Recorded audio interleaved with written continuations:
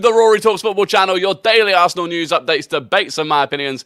If you're new to the channel, please do subscribe. Bottom right hand corner, we're on the way to 6,000 subscribers. I hope you're all doing very well. It is a Tuesday. Obviously, we are into the international break, so there's not as much to talk about, but there are things to talk about. Obviously, the transfer window is kind of still open for other countries. Hi, good to see you. No problem that you weren't here yesterday. Young Tar, Francisco Rivera, Ash, I am very well, thank you. I hope you are too. We've got an update on Thomas Partey and the injury that he's got. Got an update on Nicolas Pepe, who we're still trying to get out of the door, and whilst it seemed that that was almost plain sailing, and he would be gone.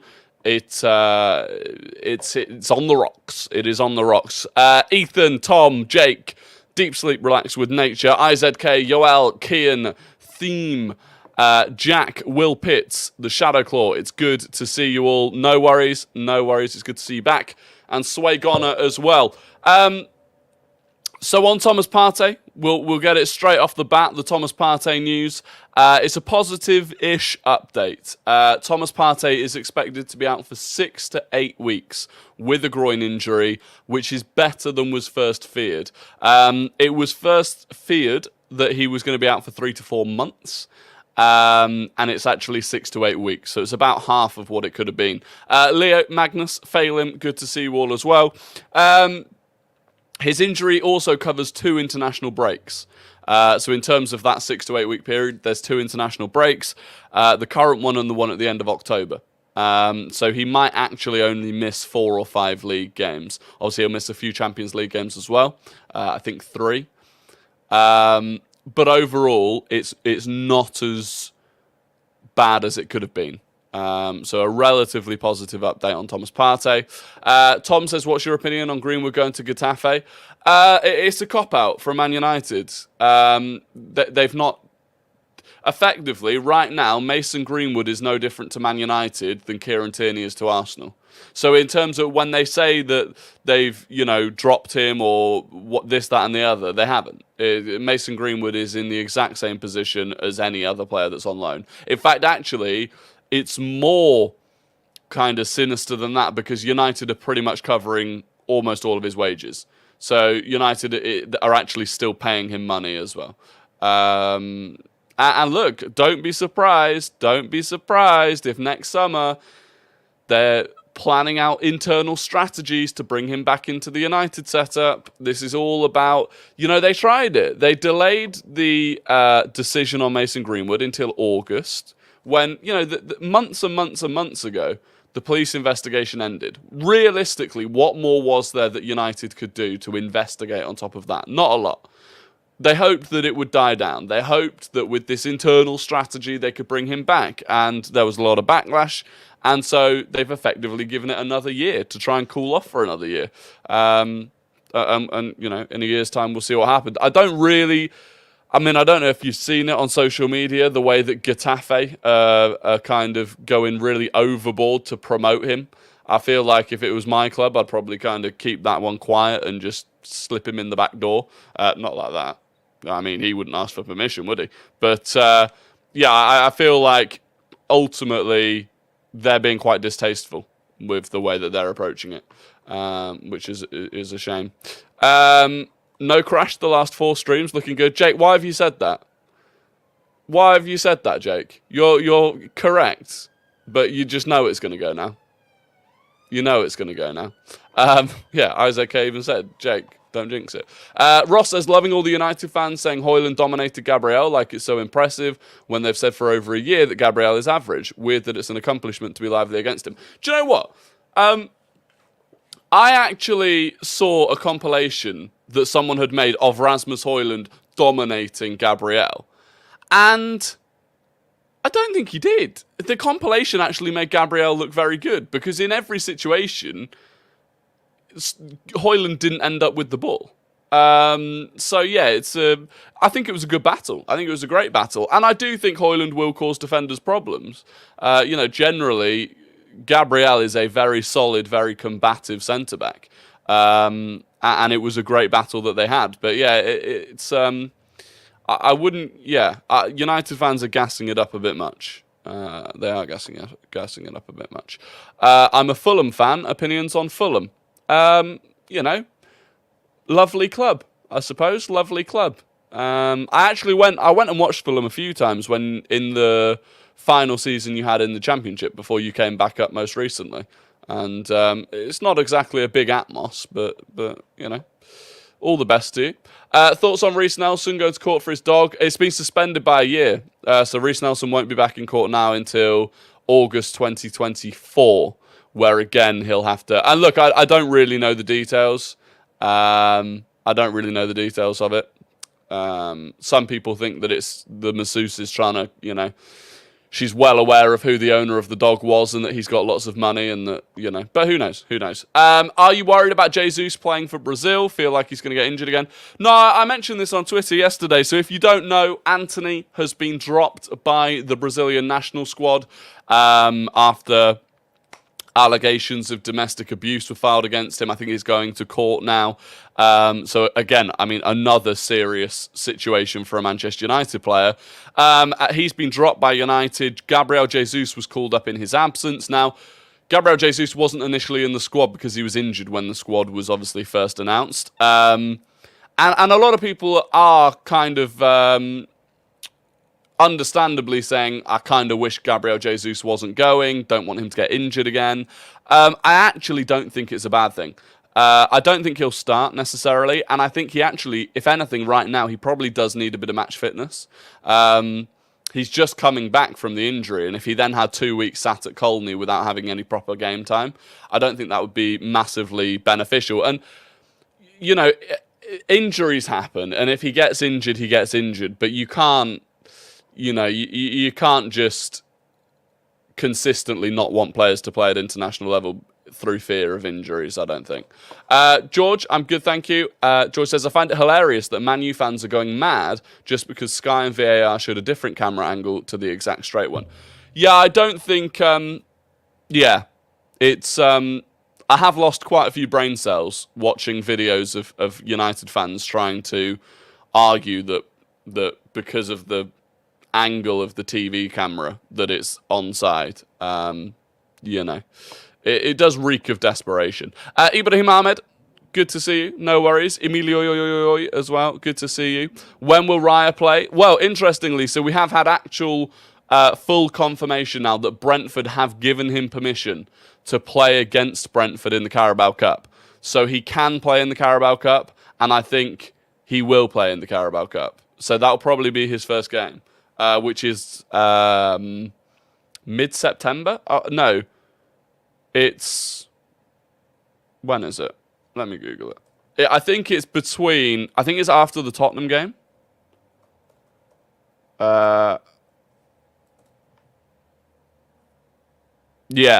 Yeah, it's after the Tottenham game. So the midweek after the Tottenham game.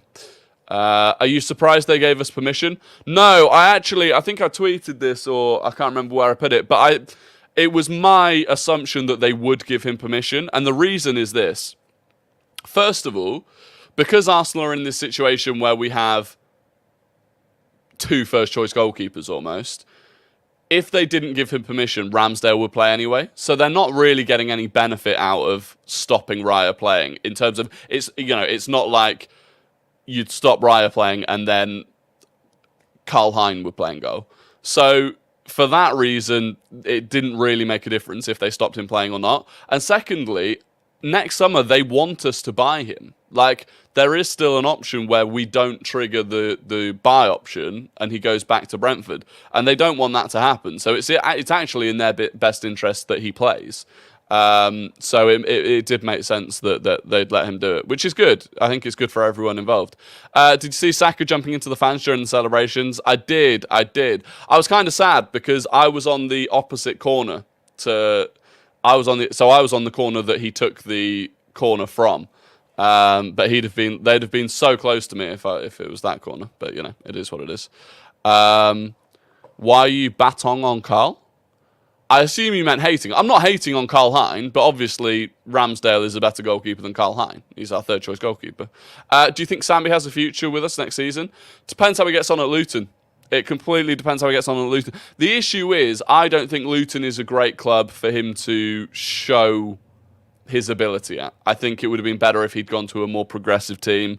I'd have loved to see him at Brighton, who I do think now with Enciso out injured, Sambi could have got into the team at Brighton. So yeah, Luton's not the best place for him to show his value.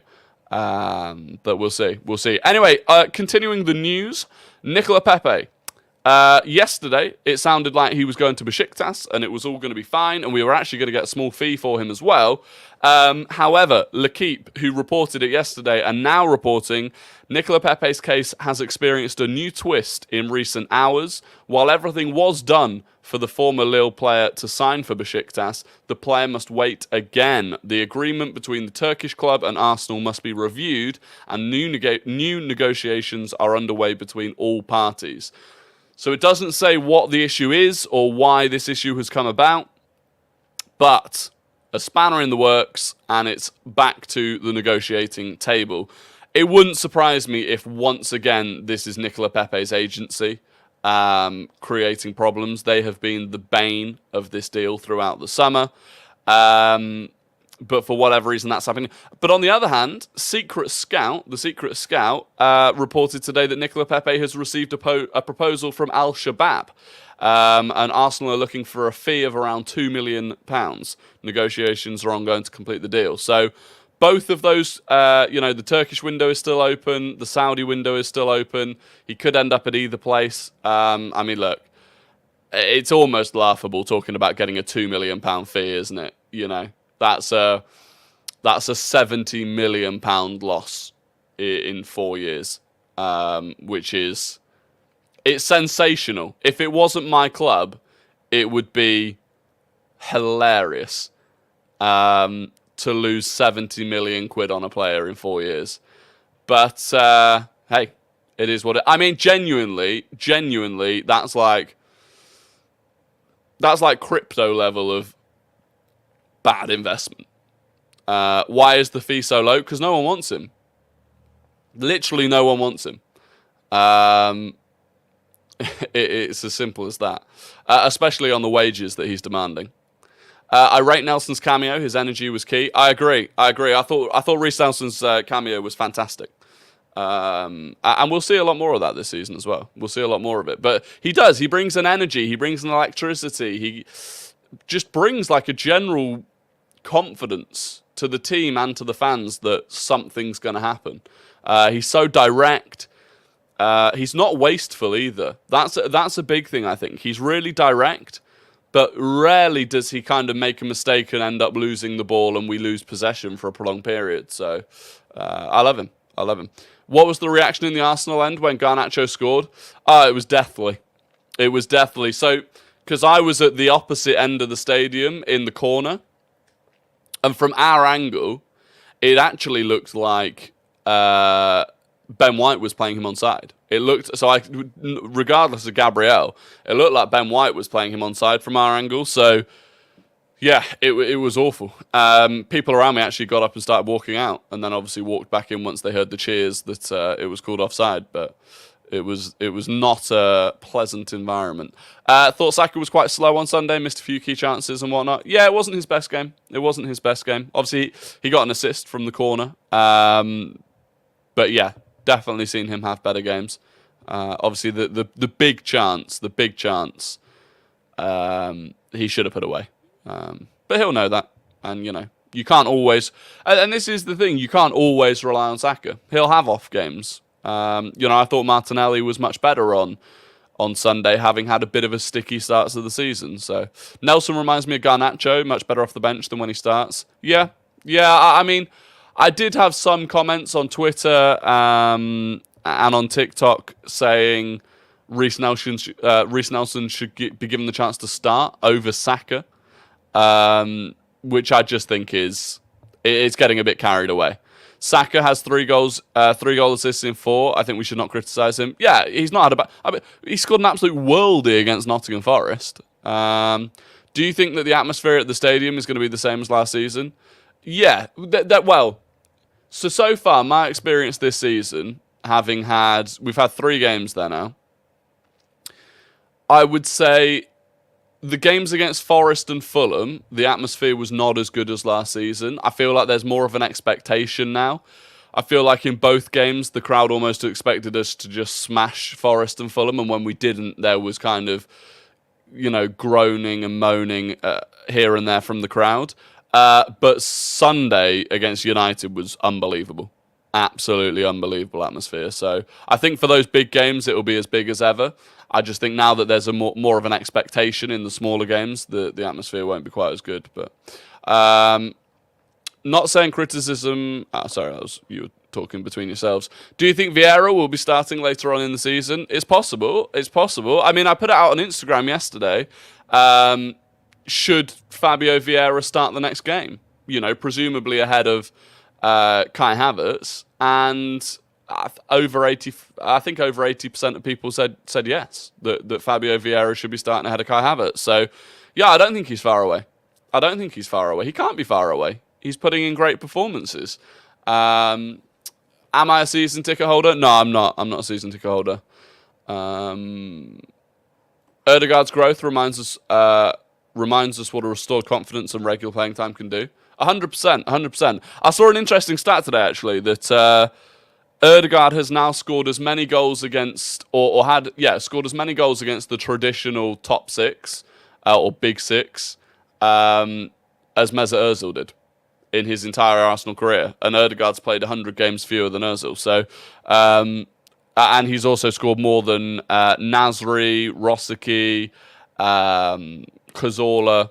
So I feel like there is a bit of a stigma around Ødegaard not being a big game player, but the stats kind of say otherwise. I'm so happy for Vieira finally playing well and seeing the confidence growing. I think the confidence is the big thing for me.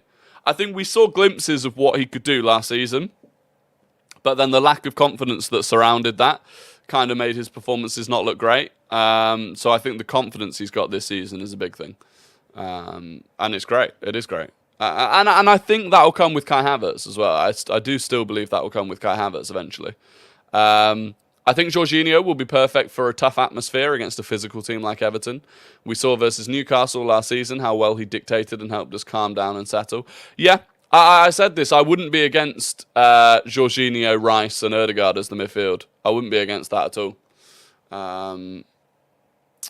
Do you know when the ballot is revealed for the City game? I don't.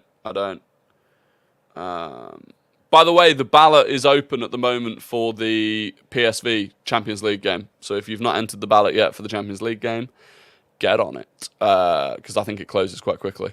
Rosicky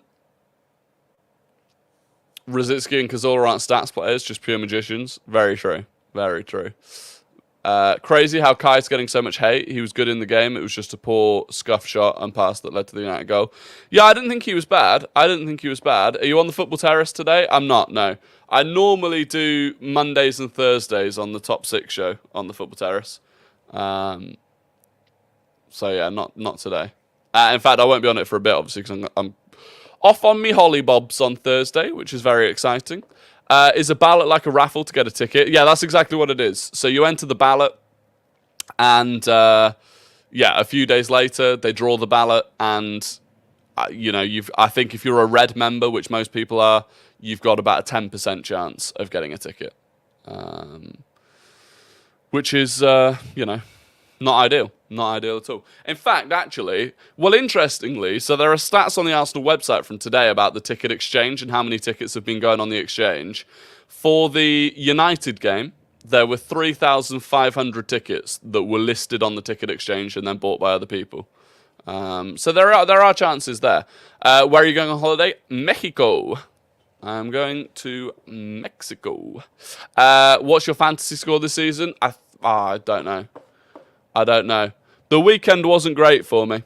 What is my fantasy score? My score is... where do I see it? Where do I see my score? My score is 254. I'm on 254. That's my score. Would you like Pedro Neto at Arsenal? I don't know. I don't think we need it. Like, honestly, I don't think we need an attacking player right now. So certainly not that sort of style of attacking player. If you look at the fact that we've constantly kind of got people asking why Smith Rowe isn't getting more minutes, why Reece Nelson isn't getting more minutes, why Trossard isn't getting more minutes. I think we're fine for attackers. How long would Partey be out for? 6 to 8 weeks. 6 to 8 weeks, which, because there's an international break now and then there's an international break at the end of October, he won't actually miss that many games. He's only going to miss probably 5 league games, and then he'll miss 2 or 3 Champions League games. Actually, no, at least 3 Champions League games. But overall, it's not as bad as it could have been. They thought it could have been 3 to 4 months at first. So yeah, it's not too bad. Do you think Arteta has to win the league, Champions League, or FA Cup? And if he doesn't, is it a failure of a season? No, I don't think he has to. Also, like, they're different weighted things. So yes, he could do with winning a trophy of some sort, but if we get to a Champions League final, we're in a title race again, and we just miss out, like, it's not, you know, it would be frustrating, and I do think we need to start winning things, but it's still difficult when you've got Pep and that City team just chugging along. Do you record on your phone at games or live in the moment? Gutted I didn't get any content on my phone of Saka and the boys jumping into me, but what a moment that will live with me forever. I film, like, tiny little bits here and there. I don't normally film any parts of the match. I'm on my phone a bit because I tweet a bit whilst the game's going on. But no, I try and live in the moment, you know. Did you see Balogun miss for Monaco at the weekend? I didn't. No, I didn't even realise he played for Monaco at the weekend, to be fair. Predictions for the North London derby. 3-1 Arsenal. 3-1 Arsenal. But look, there's a bit of time before that game happens, so we've got time to change. Anyway, I wanted to talk about, and I'm keen to get your opinions on this in the chat, so get them in there. Now that all is said and done, minus potentially Nicolas Pepe leaving for peanuts, how do you rate our transfer window? How do you rate the Arsenal transfer window? I don't know the answer. Because part of me still thinks we've left ourselves a bit short. Defensively, especially. But I can't help looking at the fact that Declan Rice is looking like more and more of just an unbelievable signing. Jurrien Timber was, and you can't blame an injury and reduce the value of it. Jurrien Timber was one of the signings of the window in the Premier League in terms of value for money. Havertz is a complete unknown for me at the moment. I know some people will say they know he's a flop, whatever. I think he's an unknown. And the David Raya deal I quite like. I think it was smart. And I think prior to the Timber injury, I'd give this window a 9 out of 10. Especially when you add on top, and I know these aren't transfers, but they're important, the fact that we didn't lose any significant players. The fact that we've got Saliba tied down, Saka tied down, all of our young top-end players, they're all tied down. So I think it was a 9. And then I think, whilst Timber's injury doesn't detract from how good the signing of Timber was, I think because of when it happened and because we had time to fix that issue with a loan signing, I do think that kind of takes the transfer window down a little bit. So I think for me, I'd give it like a 7.5 out of 10 at this point. Ross says an 8 out of 10, brilliant window. Tom says 7. Kai brings it down from an 8 to a 6. I think that's a bit excessive. Should have went for a right wing backup, possibly.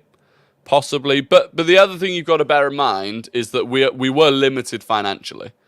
We were limited financially, but by FFP, because we've not made that much money in terms of like competition earnings and stuff.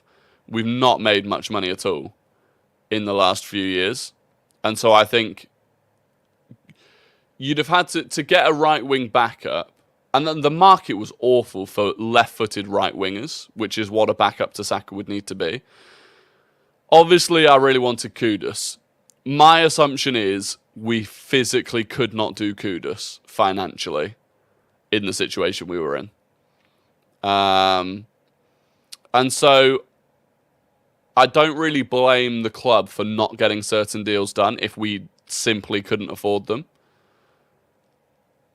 Panic signing today equals Deadwood tomorrow, better to wait. I agree with that, but I think a loan signing is, a loan signing doesn't really hamper you long term.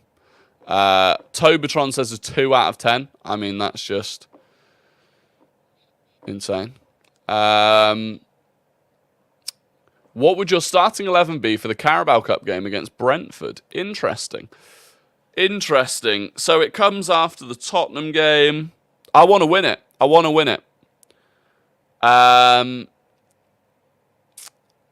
Especially because you look at the fact that Tottenham are already out. City have got a tough game.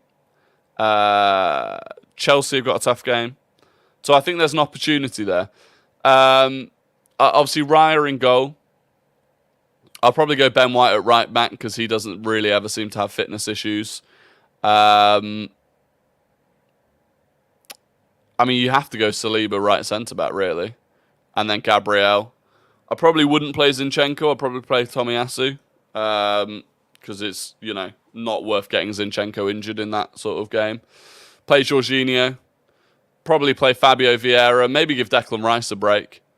And then the front three, I'll probably play Ødegaard because, again, he doesn't normally have any fitness issues. And then as a front three, I'd probably go Trossard and Ketia and Nelson and give them a bit of a go. And then you've still got all of the firepower on the bench if you need it. Kivior at left centre-back? I don't know. Maybe Kivior at left centre-back. But Gabriel hasn't played much, which is why I feel like it wouldn't be too bad to play him. Who have City and Chelsea got in the Carabao Cup? One of them's got...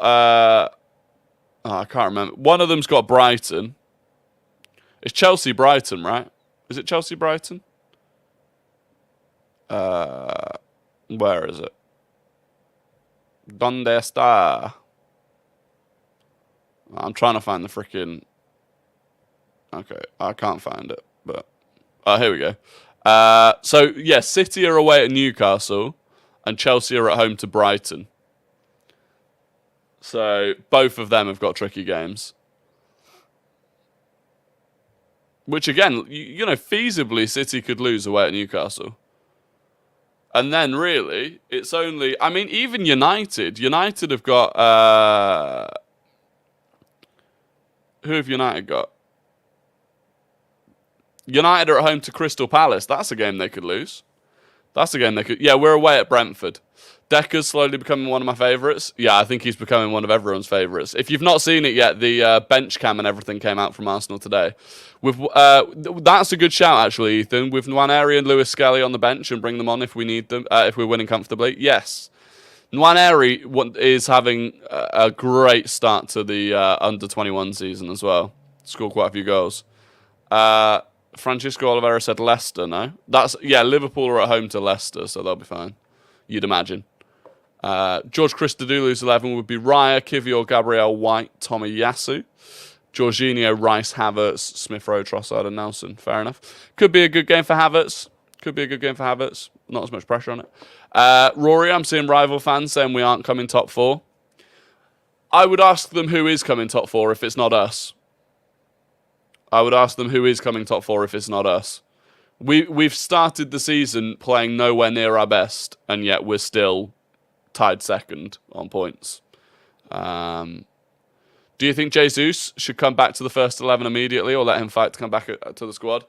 It's a good question. He looked so good against United. I think ultimately he is a first choice player. If he's fully fit to play, I think I would start him. I do think I'd start him if he's fully fit to play. How would you feel about giving Walters a run for Brentford, just in case there is an injury crisis and he has experience under his belt? I wouldn't say no to it. And I do think it's better if you can bring these players in with the rest of the squad around them being kind of regulars. I think that helps to get experience in a sort of fully functioning side, rather than when you have when you've got a Carabao Cup game, but it's not against, Brentford, it's against, I don't know who's on this list. It's against Mansfield Town.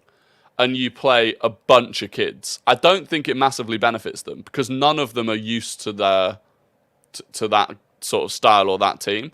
But I think when you just drop a youth player in here or there and they get to play with the rest of the senior squad, I think that's really beneficial for them. So I could see it happening in that game.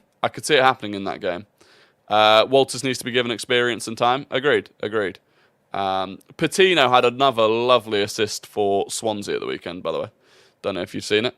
Anyway, it is time for Guess the Gooner, the game where I give you an ex or current Arsenal player's career path minus the Arsenal part of it, and you have to guess who that player is.